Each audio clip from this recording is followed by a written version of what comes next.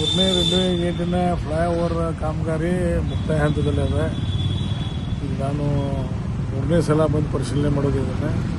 ಇವತ್ತು ಡಾಂಬರ್ ಏನು ಹಾಕತ್ತಾರ ಅದರ ಥಿಕ್ನೆಸ್ಸನ್ನು ಚೆಕ್ ಮಾಡುವಂಥದ್ದು ಮಾಡಿದ್ವಿ. ಏನು ನಮ್ಮ ನಾಮ್ಸ್ ಪ್ರಕಾರ ಅದ ಅದಕ್ಕಿಂತ ಹೆಚ್ಚಿಗೆ ಹಾಕುವಂಥ ವ್ಯವಸ್ಥೆ ಆಗಿದ್ದದ. ಈಗ ಇದಾದ ನಂತರ ಒಂದು 8-10 ದಿವಸ ಟ್ರಕ್ ಇರ್ಬೋದು, ಕಾರ್ ಇರ್ಬೋದು, ಮೋಟರ್ ಸೈಕಲ್ ಅಡ್ಯಾಡ್ ಅಂತಾರೆ.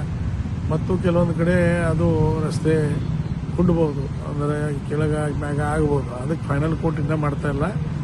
ಇದು ಒಂದು ಕೋಟ್ ಅದ, ಇನ್ನೊಂದು ಕೋಟ 15 ದಿವಸ ಬಿಟ್ಟು ಮಾಡ್ತೀವಿ. ಶುಕ್ರವಾರದಿಂದ ಇದು ಸಂಚಾರಕ್ಕೆ ಪ್ರಾರಂಭ ಮಾಡಿಬಿಡ್ತೀವಿ. ಒಂದು 10 ದಿವಸ ಆದ ನಂತರ ಇನ್ನೇನಾದರೂ ಮೇಲೆ ಕೆಳಗೆ ಆಗಿದ್ದರೆ ಸರಿಪಡಿಸೋದು ಫೈನಲ್ ಕೋಟ್ನಲ್ಲಿ ಮಾಡಿಬಿಡ್ತೀವಿ. थर्ड गेट रेल्वे ओव्हरब्रिजचं जो काम आज जवळपास संपायला आलेलं आहे. शुक्रवारपासून वाहतुकीला प्रारंभ करा म्हणून मी सांगितलेलं आहे. तर शुक्रवारपासून हे वाहतुकीला उपलब्ध होईल. तर आता जो काम आहे, आज मी थिकनेससुद्धा चेक केलेला आहे, गेजच्या प्रमाणे जास्तीचा आहे.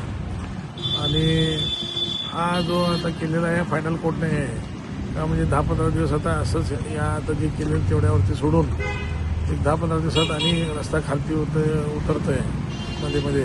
तर ते सगळं हे करून फायनल कोट एक 15-20 दिवसानंतर आम्ही करणार आहोत. आता सध्या शुक्रवारपासून हा वाहतुकीला आम्ही हा रस्ता ओपन करत आहोत.